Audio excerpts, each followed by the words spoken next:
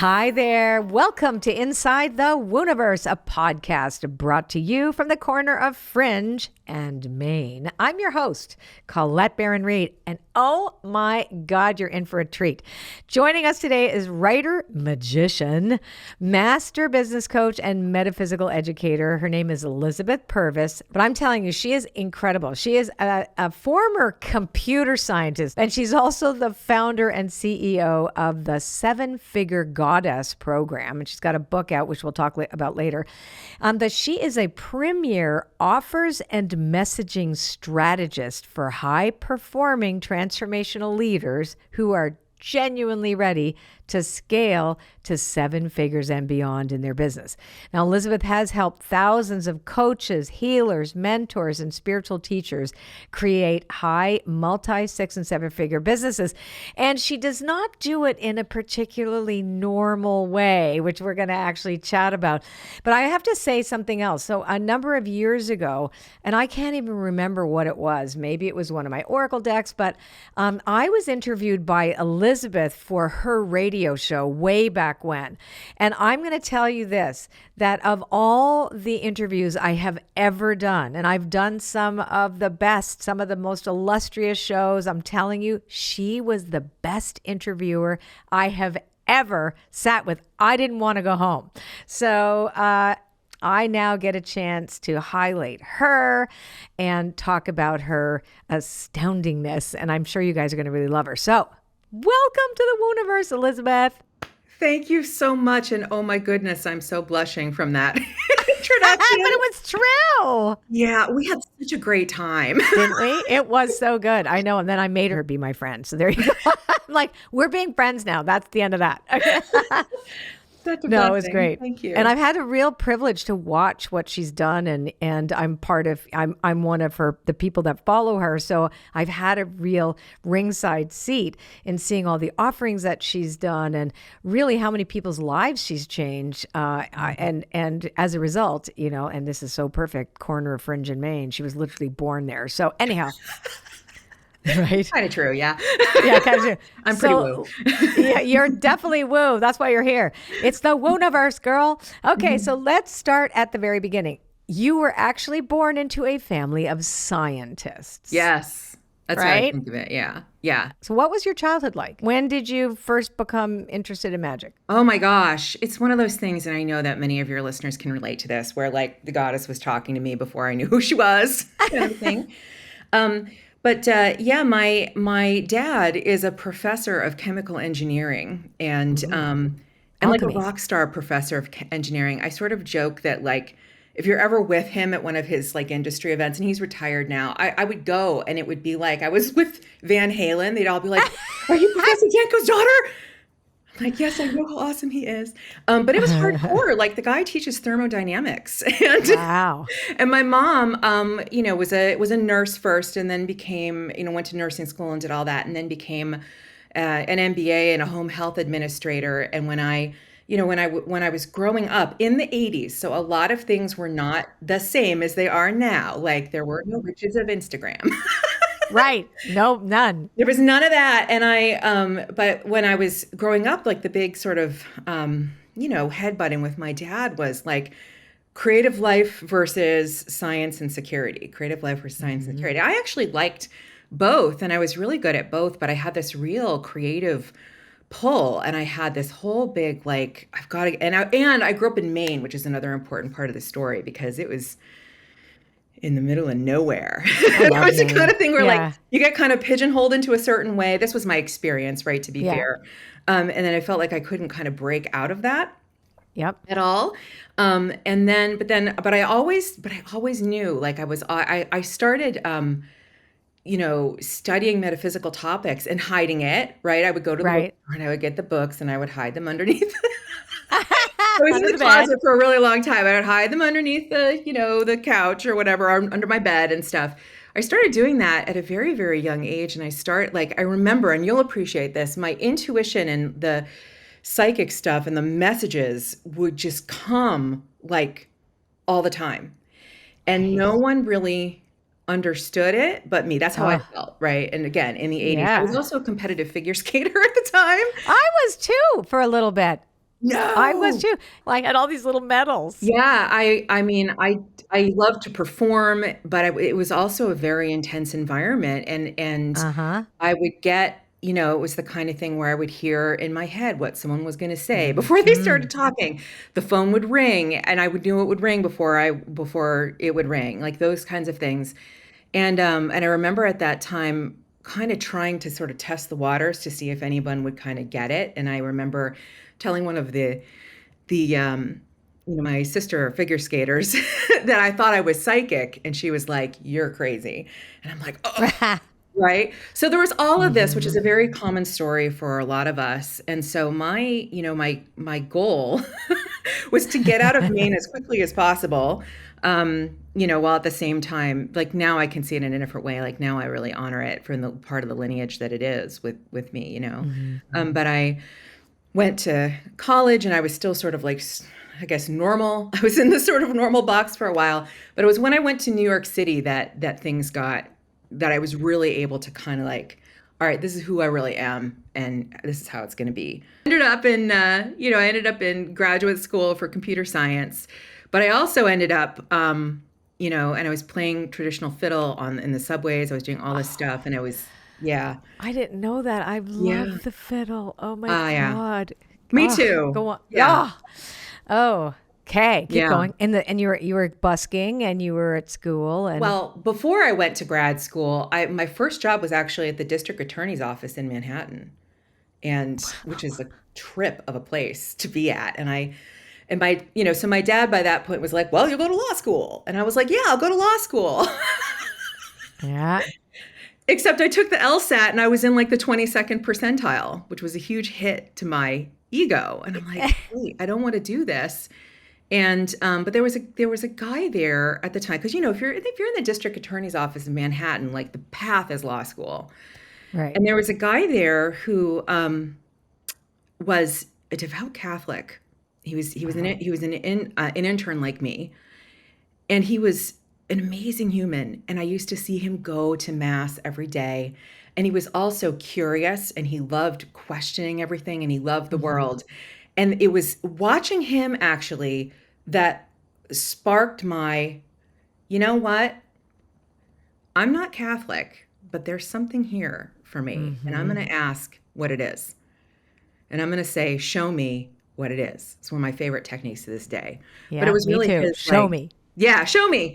Don't make it hard. Don't make it hard. And so that was around 1996. And that's when witches were everywhere in my Right. consciousness after that. And I got Right. myself on a path of learning Wicca, which is, which Hmm. is sort of my lineage of Western esotericism. And so I Yeah. was in grad school, and then I was, an engineer after that for a decade, while at the same time learning magic and, busking in the subways. Let me ask you a question because Yeah, you kind of jump from wow, this is a really interesting thing, this person that's a Catholic, because Catholicism is quite mystical, it sure right? is. And then you ended up in Wicca. So what was the segue between Honestly, it was his connection with the divine and with God. right, I get it. Hmm.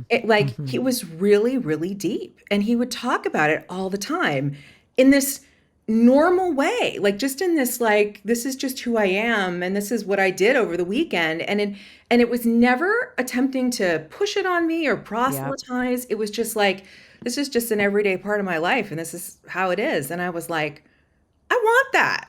Not Yeah. in Catholicism. I mean, my dad was Catholic, and so I have been receiving the messages for years, Right. and I want to know what this is. So how did you land in Wicca specifically? Did you meet a priestess? It's really interesting, actually. Because there were a couple of different stages of the journey, right? So by this time, I'm about 24, and I was like, okay, show me what it is, was the first thing I said. So Yeah. Michael's got his thing, and I know there's something here for me. I've been receiving, and I've been studying astrology and tarot. And by Hmm. that time, I was working with the tarot school, Walden, Ruth Yeah. Ann Amberstone in New York, and learning tarot. And their approach to tarot was very, very, intertwined with Western esotericism. So that was my tarot was my first magical tool. Yeah. And so that was kind of the first thing, but I'm like, I know that this is just like this is the gateway into something much bigger. And I said, show me. And that's when I started to see witches all over the place. And I started, it just appears in your consciousness. And so the Craft was out that year, and this was I loved that movie. I did too. Didn't you just I loved it. Freaking loved it. It was awesome, and I started nosing around, and I ended up going to, and I just knew, like, whatever this witch thing was. And of course that was super scary. So again, like in 1990s, and my dad is Catholic, and like, I knew that if I was out with that to them, they would just freak out, and I didn't want to make them freak out. Yeah. That wasn't my goal. And so I ended up going to the oldest witchcraft shop in New York City, which is called Enchantments. And I remember standing back, so I'm 24 years old, and I'm like, it's still there. Oh yeah, it's still there. Yeah, it's still there. And it's a real institution. And I'm a nerd for like New York City pagan history. I love it. Yeah. But someone was talking to one of the women, womaning the store, and said, I'm a beginner. What's the best beginner book? And she said that one, which is like, there's so many different books on Wicca. But that was the one she pointed out. And there were 2 copies on the shelf, and the gal took one and I took the other. And I went home, and it was Power of the Witch by Laurie Cabot. Uh-huh. And I read it, and I was like, holy crap, this is what I am. So it was instant convert. It was just a homecoming, which is often how these things are described. Yeah, a homecoming. I didn't know this. Now I know. And there's some things in that book I don't agree with. I'll say it. There's some Christian bashing, which I don't approve of. Right. Yeah, I get it. Me neither. But I understand what you're saying. No, I understand. There's no need for bashing of anyone. There's no need for, and again, my lensing, right? But that's how I interpret it. Same. But I was able to look past that and go, holy crap. And that's it. I was done. And from there, it was about finding my way onto the right path. So there was lots of twists and turns in that. But I eventually, a couple years later, ended up with an extraordinary tradition called Proteus, and did 8 years of training with them. And the high priestess. And where was that? Was that still in New York, or did you go somewhere? Yeah, it was Proteus is based in New York. It was based in New York by Judy Harrow, who's no longer with us. But I wanted the serious tradition. I wanted the peeps that were serious, that were like, had gravitas and were doing the real deal. And they were. So I practiced with them for 8 years, right? Covens have a life cycle, and they kind of like, come and go. But the group that I practiced with, we were together for 8 years. And it's beautiful. Yeah. And it just had such a huge, effect on me, because I started learning all the other magical traditions, and I was looking, I say studying, but not, practicing. So I want to ask you, because this really is a foundation. I mean, I know you and I know what you teach. So I'm curious to know how you went from, you even got a BA in political science, a master's in computer science from NYU. I mean, like, let's be honest, like, this is not stuff that, I went to law school too. That didn't make any sense either. So it's like, made no sense whatsoever. Like, oh, how did that happen? Well, whoa, she's definitely not a lawyer. Right. But it's like you went there and then worked in that field, like worked in computer science for a while. But then how did you segue from all of the esoteric study that you did and that, again, like you said, that had gravitas? And I also know the quality of your work is this. We can laugh and say we're woo, but this is deep psychological phenomenon that you are able to really help people with as they connect to the land, to spirit, and to their destiny. That's what you do, and you do it extraordinarily well. Yeah. So how did you put all the puzzle together? Because I think your first brand you created was Feminine Magic, right? And then you started Feminine Magic became the brand name for the metaphysical teachings, but my first brand name was actually Marketing Goddess. Oh, I didn't know that. Marketing Goddess. Let's go there first. Yeah. So to fast forward a little bit, all right, when I hit 29, which is our Saturn return. Yeah. And there was an astrologer in our group, and she was like, dude, you gotta pull some you got to pull some levers here now so you can set up the next 60 years of your, or next 30 years of your life, basically. Right. And I really took that seriously. And again, I was like, Mm-hmm. okay, I've been dancing around this. What is it? And because I was in the comics field too, I thought I was going to be a fiction writer. I thought that my expression, because I ended up quitting my job to live a creative life. And I thought, like, Right. I'm going to be this comics writer and I'm going to be a fiction writer. And I knew by that point, in addition to the magic-y stuff, I was hanging out in the New York's comics community, and I was hanging out with the sci-fi fantasy It's piece. how you met your man. Yeah, it's how I met my man. My man is a comics artist, and Amazing one too. yeah, and that's a whole other like radical story in of itself, a wild story. But I was like, basically at my Saturn return, it was very clear, like, you need to live a creative life. And so I thought what it was going to be was writing and stories and all of that stuff. And I quit my job kind of cold turkey to be a writer, not exactly knowing what that was. Right. And this was in 2007. So again, not the same level of resources that we have now out in the online space. And a couple things happened at that time. Number one, The Secret was out the year Right. before. And I remember watching that for the first time and going, oh my God, this is what I have been doing behind the scenes for Right. 12 My whole years life. now. Right. Now it has a name. And now it has a name. And I've always been passionate about metaphysical work getting its due. I have Right. always been passionate about, and that's really why I do what I do on the marketing side. It's like, the tools of magic, and now we call them, that's my language, but the tools of transformation that Right. are available now to me they need to be in the public consciousness. People need to be using them. That I've always been passionate about that. So when The Secret came out, I was like, holy bananas. And I saw the opening. I saw the like, oh my gosh, this is a real thing. And like, so all this stuff about The Secret aside, I don't care. Like, I was like, more people than me are interested in metaphysics becoming like taking their place. Uh-huh. And I was like, holy smokes. So at the same time, a wild thing was happening because I was studying, I quit my job to become a writer. And someone was like, if you write sales letters, you can get paid $1,000 a sales letter. Right. Like, okay, I'll write sales letters. And that was my entryway into copy and messaging and offers. And imagine my surprise. So I'm writing sales letters for crystal Merkabahs in the mail and astrology. But I That's loved great. it.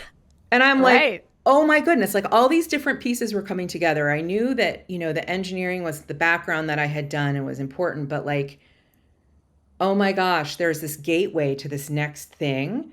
And And there's don't you think too, engineering period is like alchemy? 100%. Right? So you can apply, my dad was an engineer. Yeah. You could apply the concepts of engineering to how we work with energy. 100%. Right? I mean, right? And You can it makes total sense. I made a joke at the beginning, like, oh yeah, computer scientist, haha. But truthfully, it really, it applies. it does. Because when I got to the, like, you asked, like, how did I kind of put the work together? When I got to that, which was still several years away, I applied my engineering mind to it and my due diligence. And I'm like, everything I say needs to fit together. Yep. And I can't just be pulling stuff out of my buns. Like everything. And so I studied the New Thought guys. I went back to Wicca and Western esotericism. And I'm like, and then of course the modern teachers in the coaching field. And I'm like, I need to find how this actually works. And I really spent a lot of time breaking it down. So my engineering background came in really handy. You know what's really interesting too? This is how I approach making oracles because bet. they all have to work together. all have I create to a work lexicon. I do a whole basically forensics on, does this go with that? Does this speak to that? Does this speak before it ever gets published? It's like, do they talk together? Do they work? Is this a structure? Like it has integrity, right? Then It's got to have integrity and Yeah. it has to make sense and we can't be making stuff up. Correct. So, that's right.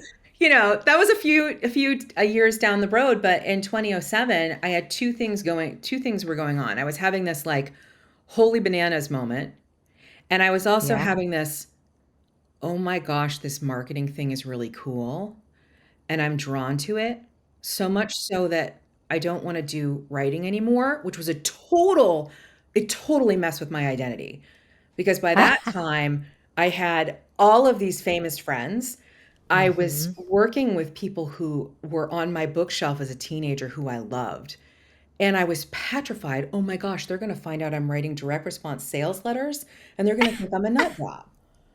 All this is going on. And the whole time I'm like, Goddess, why? Like, why are you sending me in this direction? Why? And I didn't get it because I'm just like, this is, what do I even do with all this? And of course, at that time, I wasn't making any money. My savings was draining. I didn't know how to make any sales. I didn't know anything. But I just kept following the threads and they all started to Mm-hmm. come together. And there came a moment, and I talk about it in the book, and it was, gosh, late 2008, 2009. And I was just really like, help, and I was Mm-hmm. walking around Prospect Park.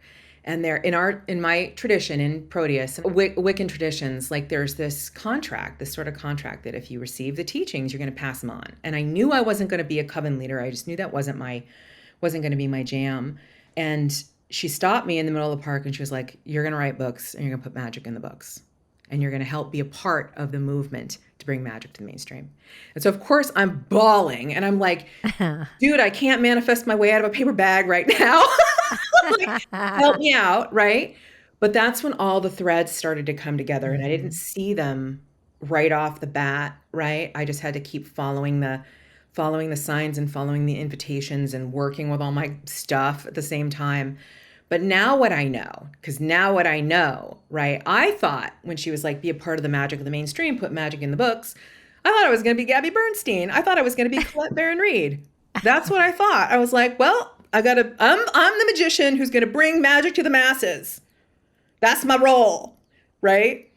But first, at that time, I'm like, well, first I've got to like actually find a thing to apply this to, and that's where I realized that's where marketing came in, Yeah. entrepreneurship. Because I personally, and this is my own personal thing, right? Magic is a tool to create your reality. It's a tool to create Mm-hmm. your life. I've never been a magician who's just kind of in it for the rituals and just kind of doing rituals. Right. It's to And, make something happen. right. And even when I was 23 and 24 and running around New York for the first time, I was like, why aren't these folks, and this is not a nice thought, but it's an honest one for a 23-year-old.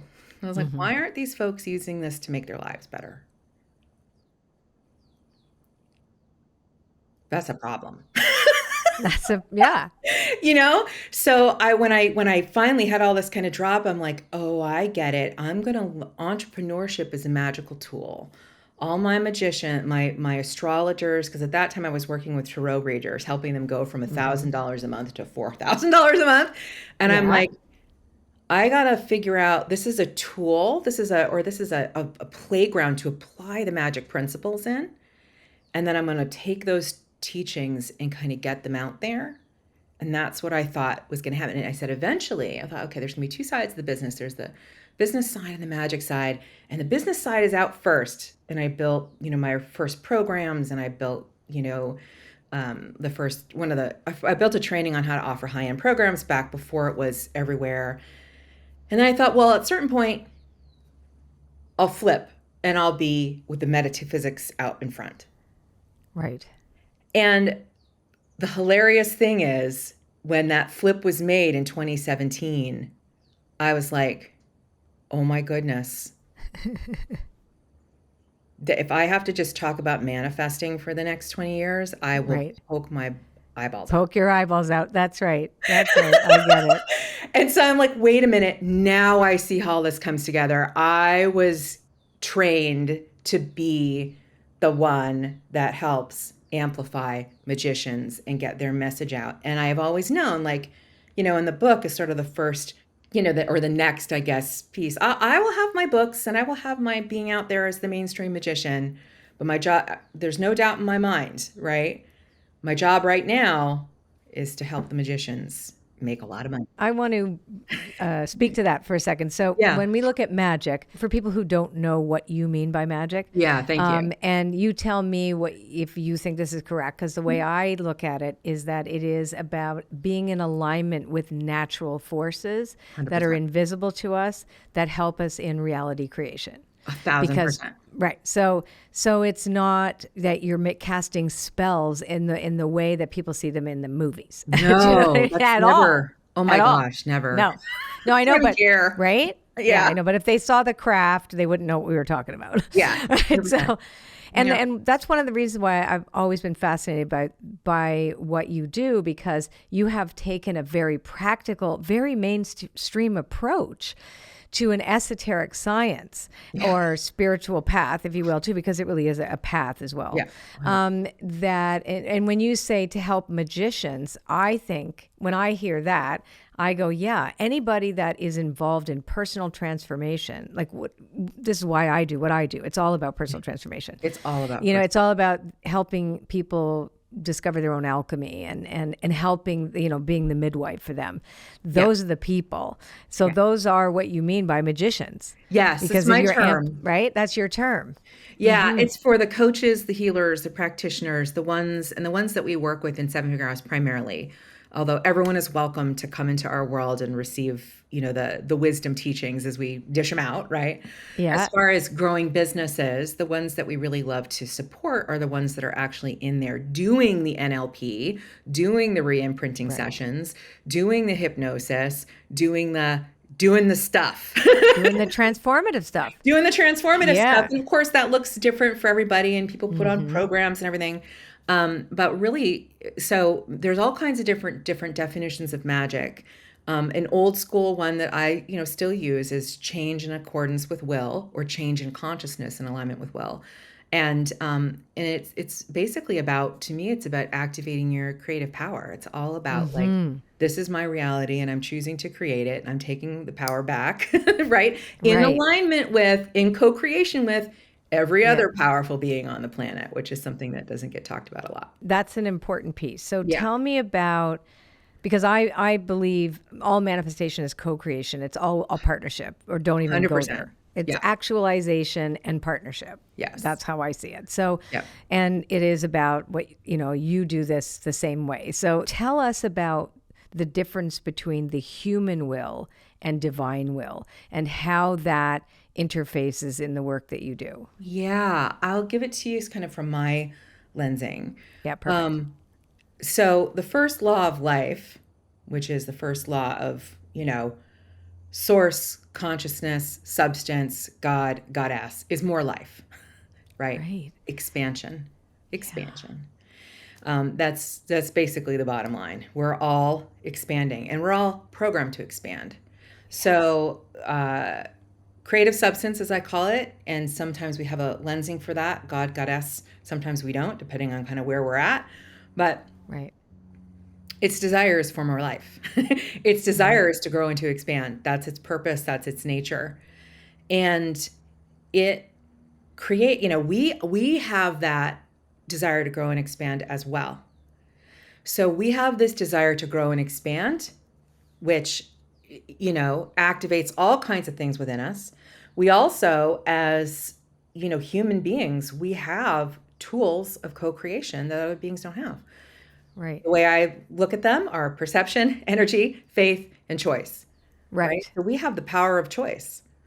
Right. And to me, our will is very much kind of like a melding of, what's this spark of desire that I have inside? What is the desire with a capital D? That is an instinct that comes from the divine, comes from creative substance. Which is inspiration in many respects. Yeah, it's the spark. It's the spark, right? We all have that spark. And that's one of the things, in my view, that lets you know that you're partnering with Source. So let me ask you at that moment, because when desire can become destructive, when you have to surrender the desire and then take the action, you talk about that, because the big D, desire, is not the same thing as wanting coming from lack. That's right. So let's talk about that. Yeah. So the big D desire is, I think of it as the desire of your heart. You could think of it as a soul level desire. It's the desire that's put in you or comes from the greater field that we're all swimming in, Right. which you are of and from.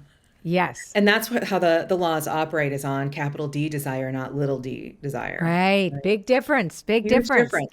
Huge Yes. difference. It's what everybody struggles with that I'm not letting go. Right. Part of the game is to figure out what capital D desire is and what little d desire is. And that's part of what I had to deal with when I was like, I Me want to too. be Colette Baron-Reid back in 2016. I thought that's what it was, or 2015. In a I'm like, that's, million years, I would never have known you would say this. I know. But I thought I was going to be making the decks and doing and like putting out all the magic teachings and everything, which again, I know is part of my path, but it's like, But you are.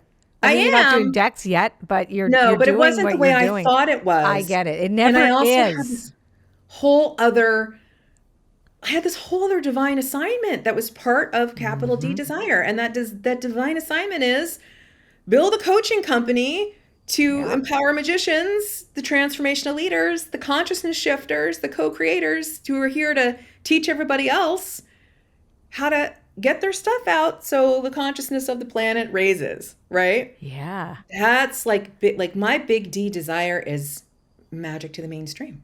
Yeah. And it's amazing. Yeah, and it can look so many different ways. But, the goddess didn't put me she didn't send me off to learn with Dan Kennedy for no reason.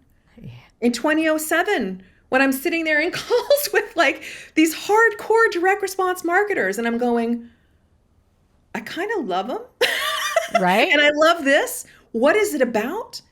My conscious mind, my ego mind would have been like, no, you're supposed to write the stories about magic, and you're supposed to write comics that have magic in them. And isn't it wild, though, when you think about it, how the big D decides also? The big D has the big decision, not It really you. does. I mean, it pushes our choices. Like because we recognize how it's not where we think it is because we keep trying to go there, and that's not where it is. I mean, I never expected to be doing this. I kind of get a kick out of it when you're saying, I thought I was going to be you. And I'm like, I thought I was going to be a singer.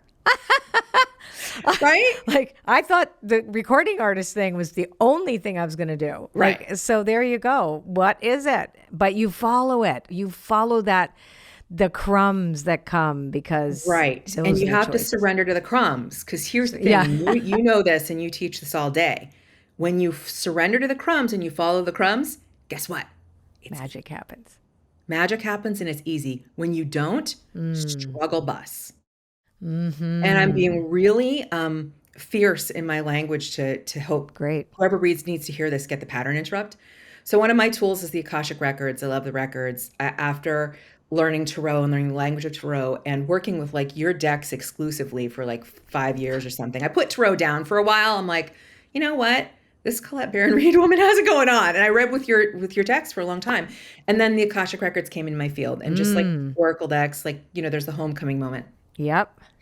And I very quickly saw that it was the exact same thing with the Oracle decks and with the Tarot. When I follow the guidance, things are easy. When I don't, and I struggle, or when I don't, then I struggle. And I had, at a certain point, when I was at that crossroads, I had shut my first iteration of my business down. I had shut down Goddess Business School. I shut down the Platinum programs I was doing.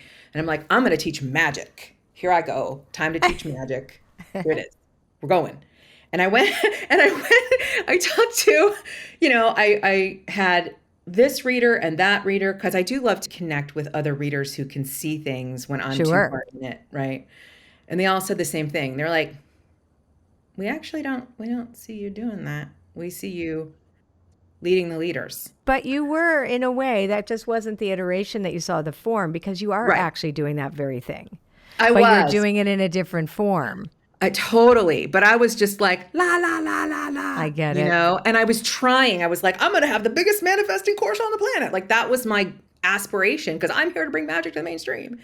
So, because you're right, I absolutely was. But they were like, actually, you've been doing this marketing thing for a while, and there's a reason why, and maybe you ought to just take a peep at that again. Right. And add the magic there. Right. And that to me was the real distinction between like, okay, put down what you think it's going to look like. Put down what you think it's going to look like. And it's the thing about it is like everything we choose, everything we desire, capital desire, is already here. And I Yeah. was like, you know, if you're going to write books and you're going to write books, you don't have to hold on so hard to forcing the path. You can let it unfold and you can follow the next best step. But don't Right. you think that you had to learn that so you could tell other people? Because you're working with pretty ambitious people Yeah. Who and have very clear tenacious ideas. people, right? And tenacious people. So, Yeah. when you work with leaders, you're not dealing with people who are shrinking violets. You're dealing with No. people with opinions who have an idea of where they're going to go. And Yeah. I think you have a pretty strong personality too. And I think, like myself, I had to go through the same identical thing, FYI. So, Yeah. consistently, like, until I let go, nothing happened. And because we all think we know, we're coming to you because you're going to help us get bigger. We know exactly what we're doing. And you're like, no, right? Yeah. Because, no, you're going to let that go. And you're Yes. going to work these principles. So let's actually talk about how you teach people, entrepreneurs, how to shift, because that's right. So that's a big premise of what you do. It is. Whether it's shifting a mindset or shifting energies from one form to another, it is a key concept in magic. So, Yeah. why do you feel it's so important, and how do you teach others to do it, especially when you're dealing with people who may not want to shift? They Oh just my want you gosh. to tell them how to get more. Yeah. So I'm going to actually come at this from the biz side because a Great. Let's lot of do it both. comes at, yeah, because it's the same thing on both sides, by the way. It's the same Love damn it. thing. Like, let's just be clear. Right. Love it. So in the business side of things, we help coaches, healers, practitioners optimize their offer and their messaging so that they can grow with a lot less inputs. Now, there's always inputs. There's always marketing. There's always sales. Nobody getting out of that, right? But if we don't have the offer and the messaging optimized and spot on, you're going to be working a lot harder. Now, that's a whole other conversation. I could just, Right. like, No, we but go it's down that great. I rabbit think hole. it's very clear. I think it's very clear Yeah, what you said. because most of what you're learning out there in the online are In the, tactics. in the On online, that's Right. right. In the online world are tactics. And what are the tactics built on? They're built on your core deliverable, your offer, your messaging. So oftentimes when leaders find us, because stepping into your magic and getting your magic in the world, it's an iterative process. When you first Yep. get out there, you got to figure out what you're teaching. Oftentimes people are coming from certifications and they're teaching what their teachers are teaching. And you have to go to marketer school and you got to like figure out the basics. And then what happens around the 6-figure mark is people go, now I know what the real thing is. Now I know what I want to bring to the world, right?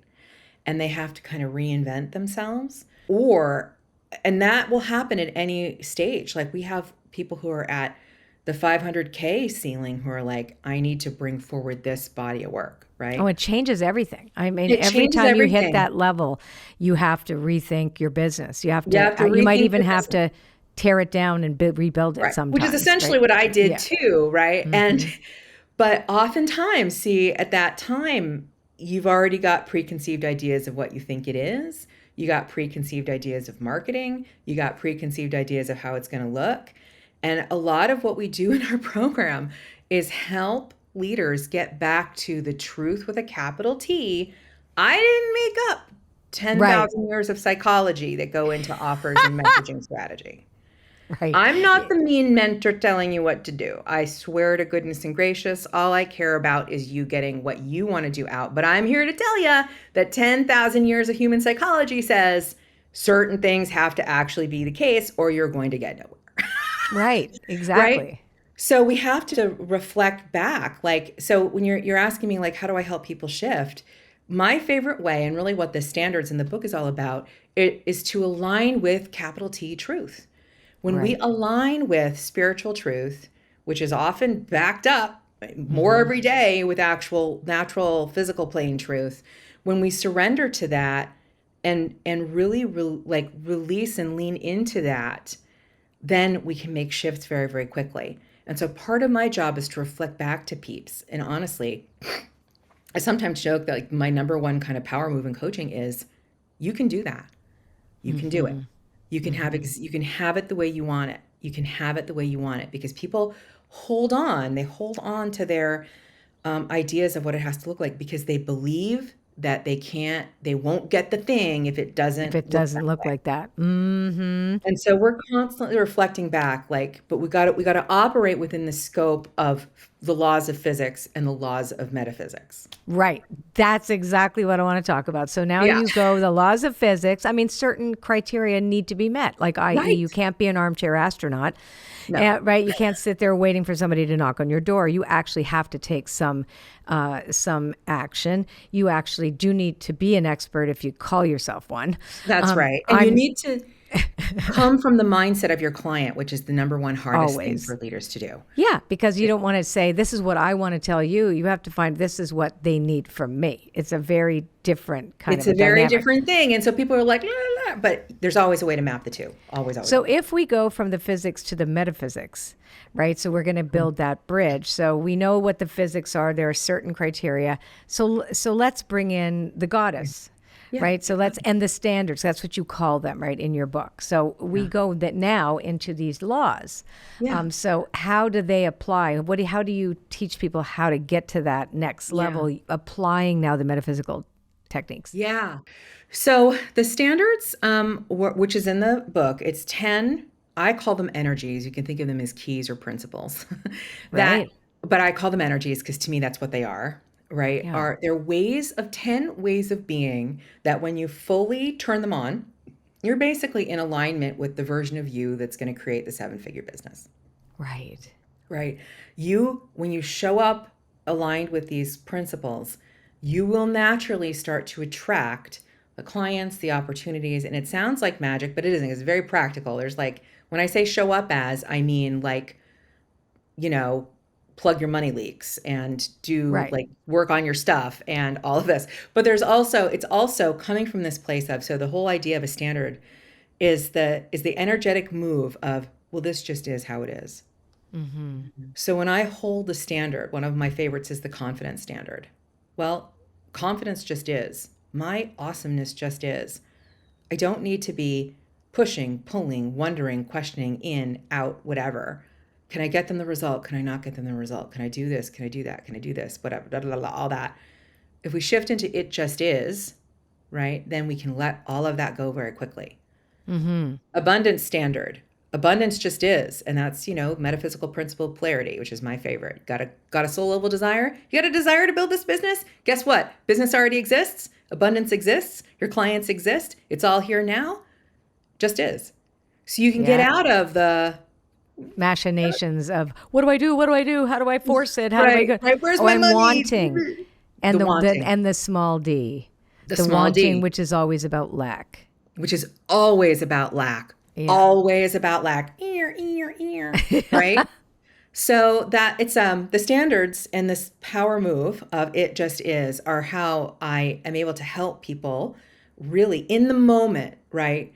And the standards, this particular body of work was born because I was teaching people how to create 50K offers, 50K programs, to package and price their transformational services for $50,000 to $100,000.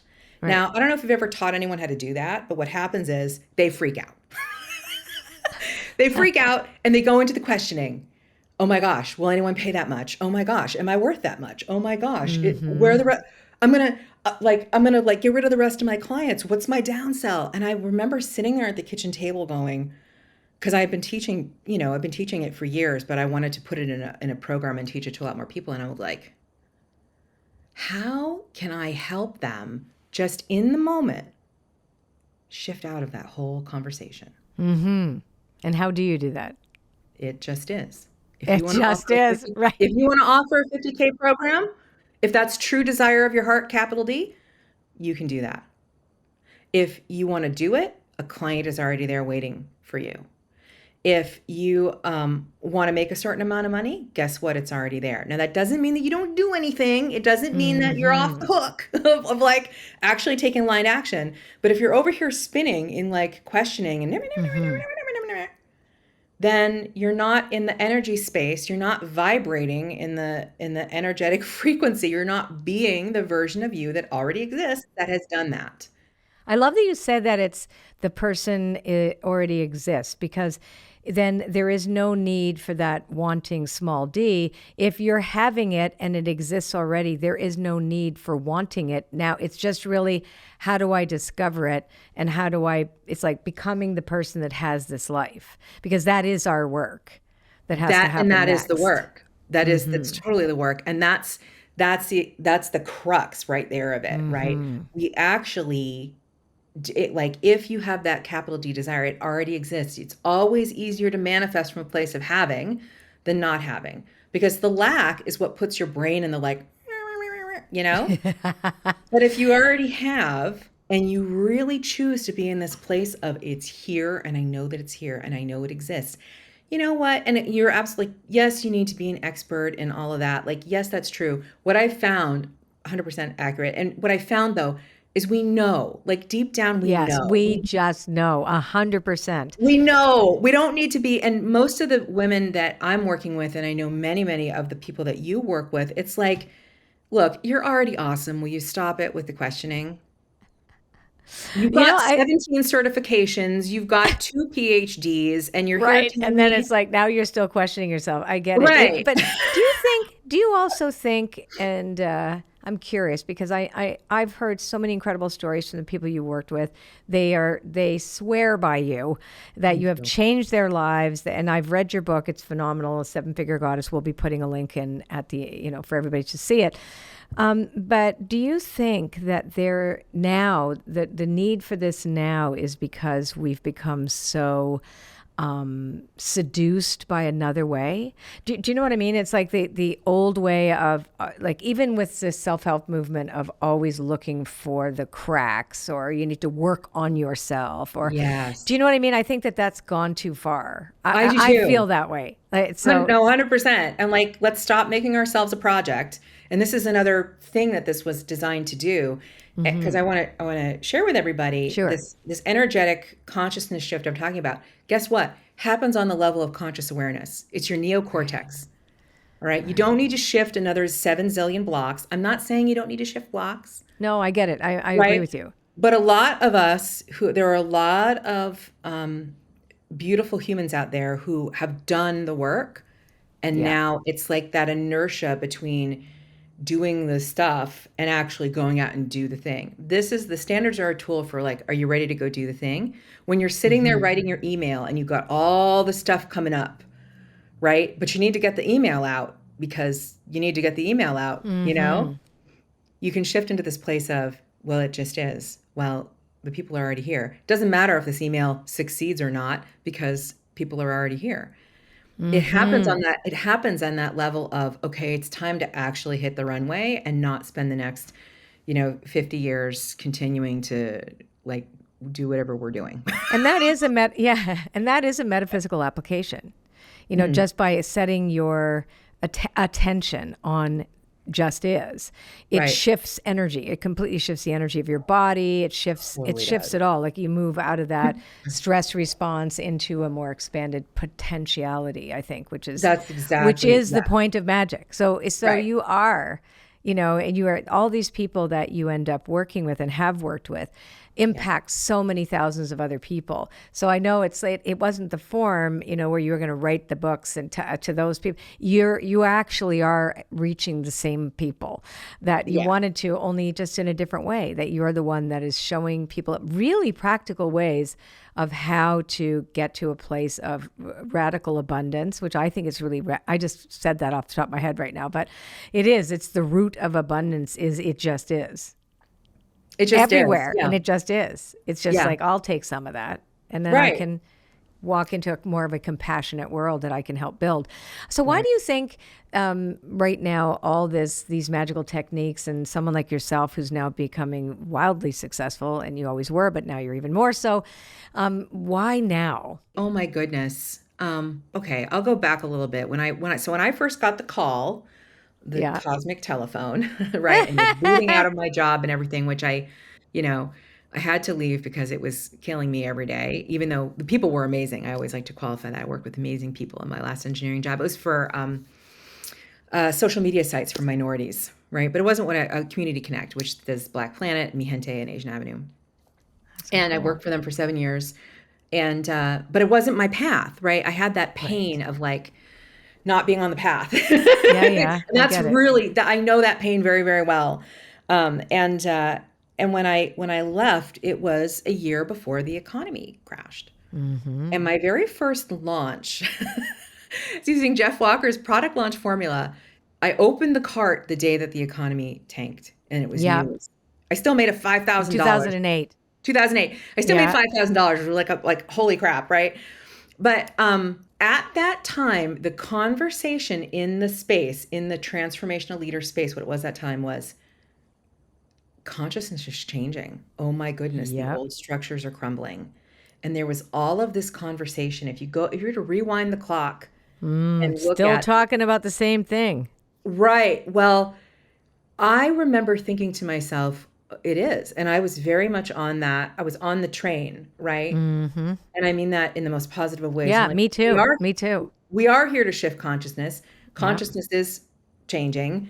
The structures are crumbling. This whole narrative is actually accurate and we're seeing it. And I was like, okay, this is why the consciousness shifters, who I call magicians, they might call themselves something else. No, right? I like that you call them magicians. I'm going to be a magician now. You're a magician now, right? But those of us who are bringing the tools of transformation and all the different ways they look to the rest of the world, like it's here. And back in 2008, 2009, 2010, it was just starting. And it was really fascinating to be around at that time. And you were around that time, I remember. Yeah. Watching us all kind of like blunder around and find our way. This was the canary in the coal mine. It was. Right. But here we are, like, guess what? 14, however many years, I'm not doing the math right? 14, 13, 15, 14, I don't know. Whatever it is, on. And guess what? Now we're at a different place in that journey. Yes. And now, and I think COVID demonstrated this, like, totally. Like, we're like, no, for reals. It's really happening now. It's I know. Really I think we were getting ready. And they always say too, that even in astrology, that these things take a number of years. They don't happen overnight. They don't. But we think they're supposed to, like 2012 was supposed to be the big thing. You know what I mean? It was like, remember Y2K was supposed to be a big thing. But now there's a big thing going on. There's a big thing. And like now this is why I put some of the stuff in the book that I did. Like the first standard is the divine standard. Yeah. And the divine standard is the understanding and awareness that thou art goddess, thou is a divine being. That used to be, back in the day, the metaphysical secret that you would be hanging out in the temple for 5 years before they even kind of breathed it in your direction. Yeah. Hey, guess what? God is in you. God is in you. Or goddess is in you. You are. Guess what? I am that I am. I am that I am. And it's out there in the world. Like, I'm not the first person to bring that to light, right? But it's such a huge part of my teaching because I'm sorry, we don't have that kind of time anymore. Like, you need to have that awareness. I'm ho, in my humble opinion. If we're here, if we're going to like meet the demand of what's being asked of us by, God, goddess, spirit, creative substance, whose purpose is to expand and move humanity forward, right? Move us forward, move everything forward. Then we need to get on. We need to get on it. And don't you think that energy? Well, I believe that energy needs us to express itself in this world because it doesn't have form. It picked us. It doesn't have form. It needs form to create more form, and we are that. So we are that. And so it is really about, are we going to be awake or are we going to fall asleep? Because I do think that that's a lot of what's going on right now is, I think, a lot of people falling asleep at the wheel because it's too much for them. You know what I mean? And then, but for you now, and I could have a whole other conversation. Yeah, we're not going to hold, yes, we could another time. That's totally been my experience too. And some people are all on their journey. Everyone's on a different path. Everyone has different invitations made. They can either accept the invitation or not. The timelines change as different things come forward. There's always more than one way. But there's, there's definitely a contingent who are like, all right, this is too much, right? Yeah. Totally understandable. And don't you think too that, I mean, I have a lot more compassion now, even when I look at a lot of the division, I go back to Catherine Ponder's body of work where she talks about chemicalization, where it's like just when you are thinking that you're going in one direction, it looks like everything that you're working towards looks worse than ever. The exact opposite happens just before. And I'm kind of looking at everybody going, well, we're in one giant soup of chemicalization, and this is We where sure we're are. not supposed to sabotage it. It's just really painful to see. So when you're teaching people how to have, and because you're working with change makers, you're really getting them. And I know that, we talk about 7 figures, but Right. that's really about when you're there, you impact more people. Yes. That's really, I understand that is what you're looking at. It's not just about the money. 100%. It's really about the expansion of impact also. Yeah, I am so about the impact, and that's all of my Yeah. people about the impact and and it's edgy. It's kind of edgy to call your company 7-figure goddess. I love it. I did that back in 2010, and I definitely got some blowback for it from some That elders. means it's me. Oh my God, who doesn't get blowback anymore? Let's actually pull a card together and see if the Wooniverse has anything else that she, it, whatever wants us to talk about. Oh my God, it's talking about breathe. So let's talk about the breath, and let's talk about meditation on you with you and how you work with it. Oh my goodness. Well, I've worked with meditation for many, many years, and so we're gonna conflate some terms a little bit. Yeah, that's fine. And I want to make sure I'm super specific. So there's a whole bunch of different forms of meditation you can practice, right? For many years, I was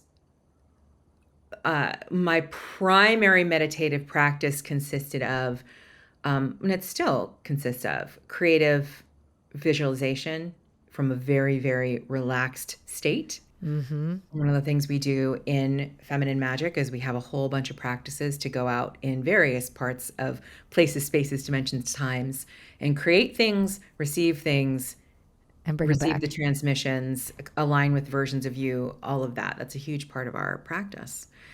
And now these days, and here's the thing, and breath, right? Air, the element of air, which is aligned with perception, is like the animating force. It's like the first like thing, right? Yeah. It's the first step off the path. I'm seeing the Fool, right? The Fool in Tarot. So there's a lot of creative power in that. And we are so powerful as creatives that with a single breath and a single thought, something gets created in the non-physical. And I really am going to invite everyone to lean into this. When you think a thought, when you create a mental picture, guess what? That exists. It's a thing. It's out there. And it starts with the breath, to the mind, to the different dimensions. And it's a creation all on its own. And that's one of the things that makes co-creation so simple and easy. Like you're already a masterful creator in that space, right? So that's one aspect, and that's huge. I mean, if you really think about the implications of that, like if you sit and you make a mental picture, especially from that place of deep relaxation that the magicians know are so powerful, because our nervous system is one of the things that messes it up. Yeah. Right. No, I get it. Yep. Right. If we're in a space of tension, our nervous system is kind of what allows or disallows our physical being, which is why in Feminine Magic, one of the reasons why I say we work with our human side and our divine side, because our human body has to be on board. Yes. But then there's also the deep relaxation aspect of meditation. And that's more what I am working with now, which is mantra meditation. Oh, I love that segue. And they work together so beautifully. So I do 20 minutes in the morning, 20 minutes in the evening. And this is like over the past, year, which is a new form of meditation for me. I never did that for years. It was all just like, sit down, relax, go into I have an NLP background. I have a bit of a background in hypnosis, complete relaxation, start creating things. Yeah. And now a big part of my practice is, again, that nervous system work to de-excite the nervous system so that you have access to more so you can take that breath on the physical plane. That's beautiful. I love this. That's where I'm at with meditating. I love it. And I think a lot of listeners are going to take a lot of that, because the people who know me know I'm a big creative visualization person. So it's vision journeys in all my work. It's that. Yes. But I also masterful at it. You are so but I mean, it works because it just works. It sure does. And I find it so helpful. So helpful. I won't skip it because I'm under a tremendous amount of stress. Yeah, you got to do it. Just by nature of what I'm doing in life.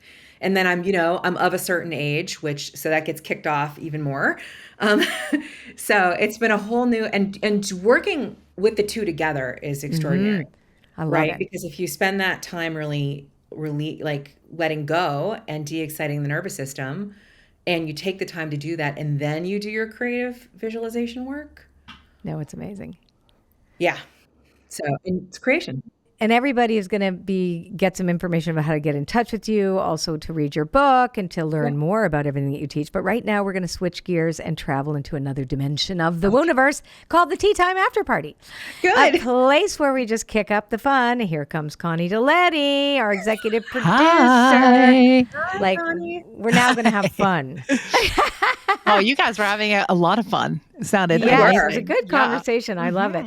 Okay, I'm going to start. Okay. Elizabeth, if animals could talk, what type of animal would you like to have a conversation with? Let me tune into that. I'm going to say a dolphin. Dolphin was my first totem way back in the day, way back in the day. I was always like, when I was growing up, I just loved the ocean and I loved octopuses. Like I now know that lots of folks like octopuses. Yeah. Did you see that movie? My Octopus Friend, or I think it was called. Snuggling. Octopus snuggling. I'm still not over it. Me too. And I used to love grilled octopus. Now you cannot even show it to me. Yeah. I want to cry. Like I can't. I just can't even see it. Yeah. I'm just like, how can you do that? Octopus would be great to have a convo with too. Yeah. But there was a period of time where I was just so activated by dolphins, and to me they're kind of they're not on the same continuum biologically, but like I get the whole world, they know so much. Yeah, love it. Your turn, Connie. Okay. If you could magically be fluent in any language overnight, what language would you choose? Oh my God. Why? And why? And where would you go to use it? Oh my goodness. Well, I'll tell you, this is one of those like, oh, this is coming from some other place. I'm going to say Sanskrit was the first thing that dropped in. Oh. Because it's so friggin' beautiful. I don't know where I would go to use it, to be honest. I know this is like a purely intuitive answer. So the answer from my non-rational, non-linear, goddess talk me brain says Sanskrit. My more rational brain says Italian, because Italian's also beautiful. And my heritage. Sì. I'm Italian, so yes. Andiamo insieme. That's right. Okay, if you could be wildly successful in another profession, wildly successful, what would it be? Oh, wow. Honestly, I think if I wasn't wildly successful doing what I was doing, I would probably find something to sell, like it'd be like an e-commerce retailer. That's also like QVC. Yeah, that's also like bringing magic to the mainstream through its products. I know that's a bizarre answer. Or a psychologist, which is, I didn't actually study psychology. You kind of are a psychologist, even though you're not. I know. I would be a therapist. There's a level of psychology when I've listened to, I've read a lot of your work and I've heard you talk and I'm like, this is deep psychology. I thought you studied depth psychology actually, because my background's young. Yeah, a lot of that is like, so much of that is just like all the metaphysical stuff I've studied over the years and the threads of psychology. But yeah, I would be making like some kind of like awesome magic widget to bring magic to the mainstream. I love gadgets. That's amazing. A magical widget. Okay, so what is the most magical thing you've ever witnessed? Like supernatural, something that's like, wow, it wowed you. Yeah, wowed you because it's so old hat to you. Even like a wild story from one of your clients that maybe just had like a big windfall. Honestly, I don't know. It's hard because I've seen a lot. I've seen some stuff in my day, right? But I'll tell you some of the things that were really, there was a series of events that was really impactful for me. that just reminds me, and I am reminded, it's like when we're in the weeds, and I get in the weeds as much as anybody, right? Like I'm in the training of the team and the downloading of the things to put into courses and like all that. I'm in the weeds a lot. But then I'll just remind myself, and years ago, there were a couple instances. There was one where, and again, I was in my early 20s, so my early witchlet days. And Your witchlet.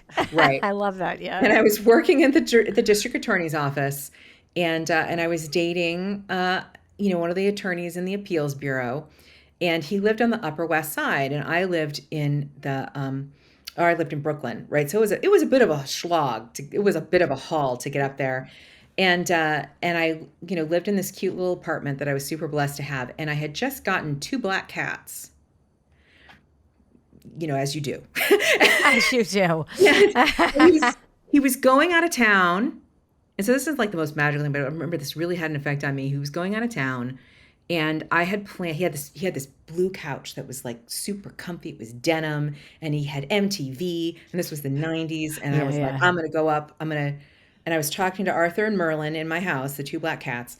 And I was like, all right, guys, I'm going to put food down for you. And then I'm going to go head up to David's house and hang on the blue couch. And right at that moment, voice in my head said, don't go. Don't go. Real clear. The words don't, or the word don't, and go, followed by the word go. It's like, and I remember staring at this animal, staring at Arthur, I think it was. And I was like, okay, never mind. Right. And I was, I'm talking to my animals because that's all I had at the time. And David was out of town. I was like, okay, I guess I'm staying here. I'm staying here. Cool. Whatever. And that night at 1 a.m, I get a call. So Cats and I are sleeping. 1 a.m, one of David's friends calls me. And he was like, Elizabeth, have you been up to David's apartment? I said, no, I was going to. And this is 1 a.m. So I'm here like, what is this Yahoo kind of calling me at 1 a.m. for? Can't this wait? Right? Right. Did you go to the apartment? Right. And I'm like, no. He said, I just came back and the ceiling has caved in right over the blue couch. Oh. Wow. Oh my God. You would have been killed. I would have been seriously, because it wasn't like a little Arthur. Because I had planned. The plan was to go up there and be on the couch fall asleep on the couch. Wow. And who knows? I could have gone and gotten the hit up there or whatever. But it was just like, this is I'm like, you know what? She's looking out for me. Mm-hmm. She's looking out for me. Love that. And I'm looking out for me. And there are things that I'm tapped into here and by back then I had very little confidence and I didn't really know what I was doing. And I was just getting kind of officially started on the path. And I'm like, you know what? When she says go or don't go, then you listen is the thing that came out of that. That's incredible. Yeah. Okay. Last question. What is something you can do better than anyone else you know that's weird? I'll share the superpower that I have that does let me kind of do what I do. I am able to energetically associate into people's clients and immediately be able to channel their stuff well enough so that I can basically channel people's offers. Wow. And, and I'm never attached to being right. That's the thing. When we're putting programs and offerings together, you're not attached to being right. I don't care if I'm right, but I will literally energetically step into their person and just get all the information and the language and the pictures, right? Like, because people are like, they want to be more of who they really are. Well, what does that really look like? And I can go and kind of tune into that person and step into them, and the whole narrative will come out. The reason why I wanted to share that is like, I'll go to the mat for my talent with that. Like, I'll go to like, no one does transformational offers better than I do. Better than you. Right? And it's like, it's edgy to say that, but I want that skill of understanding another human to get on their map, to map your map. I want all my people to have that skill. So I've spent a lot of time figuring out, how do I do that? So I can help others do it and help our coaches And guess what? You're going to be able to learn how to do that from Elizabeth if you look her up. So to learn more about Elizabeth, feminine magic, seven-figure goddess, and so much more, please visit her at femininemagic.com. And as always, for a summary, quotes, links, and a transcript of this conversation, visit us on our show notes page by clicking the link in this episode's description or by heading on over to itwpodcast.com. You totally rock, Elizabeth. I am so proud to know you, and I really enjoyed this conversation today. The book is fabulous, by the way. Seven-Figure Goddess, for anybody who's interested. Just buy it on Amazon. I bought a copy for myself, and I ended up giving 10 copies away. So, it was amazing. So, terrific book. So thank you so much for joining us today. Bright blessings. Thank you. So what did we learn today? I got to tell you, that conversation with Elizabeth was so meaningful, especially because I've never seen anybody articulate the relationship and the bridge between the metaphysical world and the business world as well as her. And I loved really hearing her story, because I'm sure a lot of people would be identifying also, who have one foot in the woo and one foot in the mainstream, to be able to figure out, how does that all go together? And at the end of the day, consciousness is in everything. It's just languaging, right? Really, it was just language. I'm really excited about her book. I hope you guys, anybody here who is an entrepreneur, you really should read it, whether you are whatever gender, because I know she talks about feminine magic, but that's for everybody. And seven-figure goddess, it doesn't matter. Like, it's literally for anybody who is an entrepreneur who wants to take their business to the next level through a metaphysical approach. She's incredible. Anyway, until next time, thank you so much for listening. I'm Colette Baron-Reid. Be well.